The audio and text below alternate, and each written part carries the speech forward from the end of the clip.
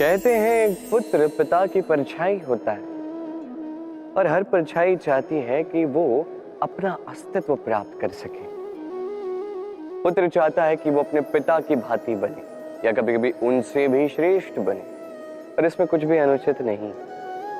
अनुचित तब हो जाता है जब पुत्र अपने पिता जैसे बनने के स्वप्न को लेकर या उनसे भी श्रेष्ठ बनने के स्वप्न को लेकर अनुचित मार्ग पकड़ लेता है, क्योंकि तत्पश्चात वो ये नहीं चाहता कि वो अपने पिता के गुणों को आत्मसात कर ले। वो बस ये चाहता है कि संसार की दृष्टि में मैं श्रेष्ठ सिद्ध हो जाऊं। ये अनुचित है।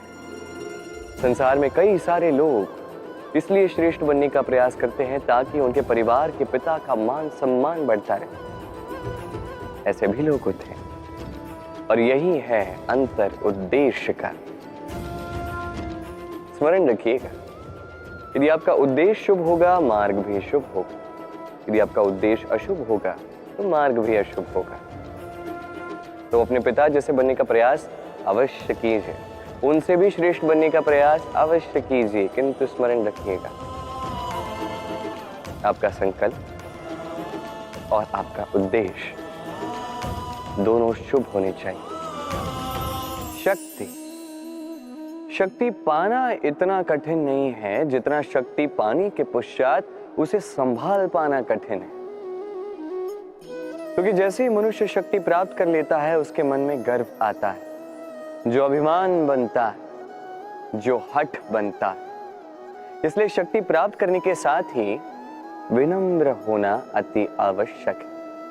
और ये हमें सीखना चाहिए वृक्ष से। वृक्ष जो हमें फल देता है, वृक्ष जो जितने फल देता है उतना ही झुक जाता है। हम पत्थर मारते हैं उस वृक्ष पे फल प्राप्त करने के लिए, उस पत्थर की मार सहकर भी वृक्ष हमें फल ही देता है। कोई गर्व नहीं, कोई अभिमान नहीं, और इसलिए किसी वृक्ष की पूजा की जाती है। ये होती है महानता शक्ति के साथ विनम्रता की। यदि ये शक्ति सृजन करती है, सहारा बनती है, संबल बनती है, तो ही ये उपयुक्त है। अन्यथा ये शक्ति एक दिन आपको अशक्त अवश्य करेगी। तो शक्ति अवश्य प्राप्त कीजिए, किंतु उसके साथ उस शक्ति को संभाल सकने का विवेक भी आपको जागृत करना ही होगा। अहंकार अत्यंत बलशाली होता है। यह अहंकार मनुष्य को कभी झुकने नहीं देता। अद्भुत है, यही अहंकार जो मनुष्य को कभी झुकने नहीं देता, यही उसके पतन का कारण भी बन जाता है। जहां मनुष्य ये सोचने लग जाता है कि केवल वही योग्य है, वहीं से उसका पतन आरंभ है कि नहीं? देखिए, यदि कोई व्यक्ति ऐसा सोचता है कि मैं ये सब कुछ कर सकता हूं, तो ये विश्वास है। किंतु यदि वो ये सोचता है कि केवल मैं ही ये सब कुछ कर सकता हूं, तो ये अभिमान है, अहंकार है, और ये आपको नाश की ओर अवश्य ले जाएगा। स्मरण रखिए, जब मैं और केवल ये दोनों एक हो जाते हैं, वहां से आपका पतन आरंभ हो ही जाता है। तो आप कभी भी इस अहंकार के चक्रव्यूह में मत फंसिएगा। विश्वास कीजिए स्वयं पर भी, दूसरों पर भी, और स्मरण रखिए विश्वास से ही विश्व की हर एक वस्तु वास करती है। तो इस अहंकार को त्याग दीजिए। मनुष्य अपने जीवन में ईश्वर को बहुत मानता है, उसके लिए क्या कुछ नहीं करता, भिन्न भिन्न नामों से उसे पुकारता है, उसकी पूजा करता है, आराधना करता है। वो जानता है कि ईश्वर उसे शक्ति अवश्य देंगे, उसके सहायक वो अवश्य होंगे। किंतु जब बात की जाए गुरु और ईश्वर की, तो गुरु का मान भी कभी कम नहीं होना चाहिए। क्योंकि सत्य कहूं तो गुरु ही वो सीढ़ी है जिस पे चढ़कर आप ईश्वर तक पहुंचने का मार्ग ढूंढ सकते हैं। वो मार्ग आपको गुरु से ही मिलेगा। गुरु नहीं तो आप ईश्वर को कभी पा नहीं सके। और जीवन में कई बार लक्ष्य से कहीं अधिक महत्वपूर्ण मार्ग होता है।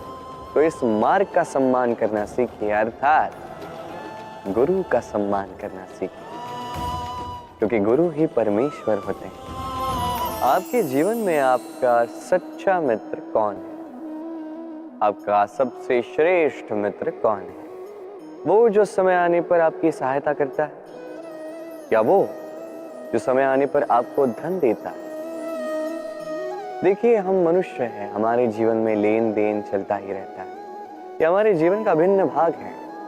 किंतु कई बार ऐसा होता है कि हम उसे ही अपना सच्चा मित्र मान लेते हैं जो हमें एक बहुमूल्य भेंट देता है कि नहीं?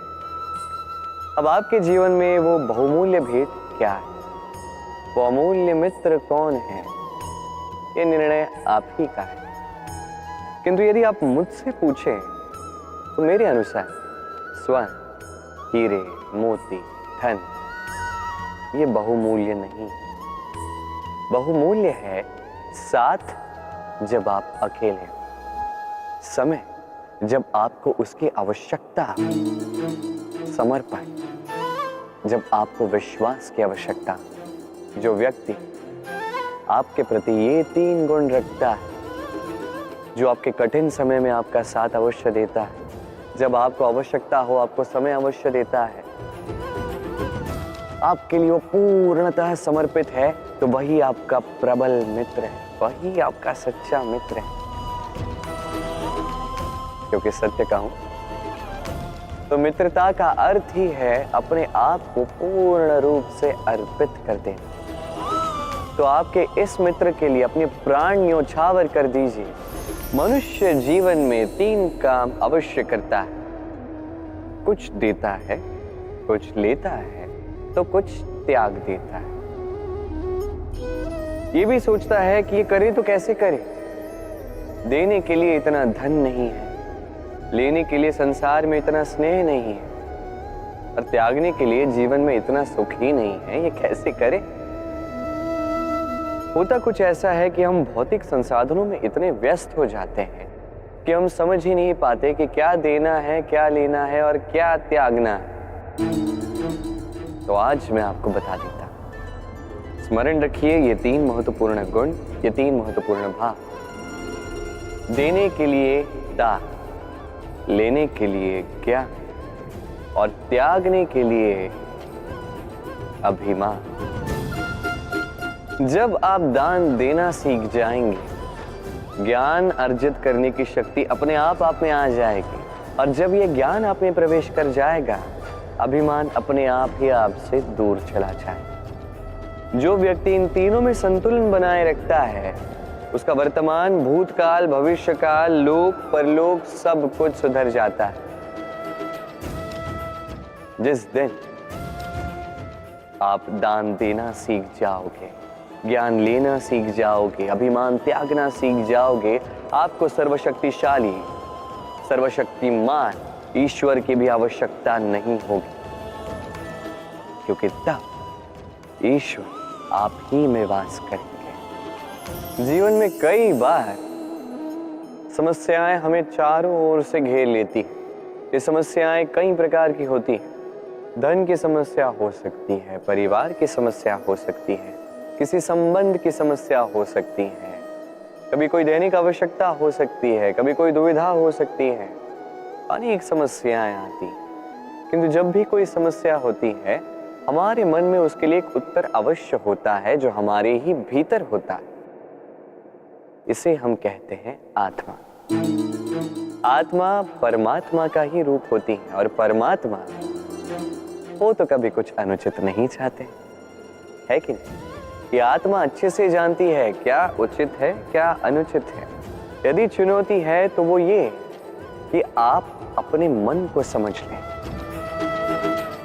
क्योंकि आत्मा तो परमात्मा से ही आती है, किंतु ये मन मनुष्य जन्म से प्राप्त करता है, और इसका विकास होता है इस संसार को देख के। जिस दिन आपका ये मन और आपकी आत्मा दोनों एक हो जाएंगे, आत्मसात हो जाएंगे, उस दिन आपके जीवन में ना कोई समस्या होगी, ना कोई कठिनाई, ना ही कोई संकट, क्योंकि आपके पास हर समस्या, हर कठिनाई, हर संकट का हल होगा, वो भी आप ही के भीतर। तो आइए और मेरे साथ प्रेम से कहिए राधे राधे।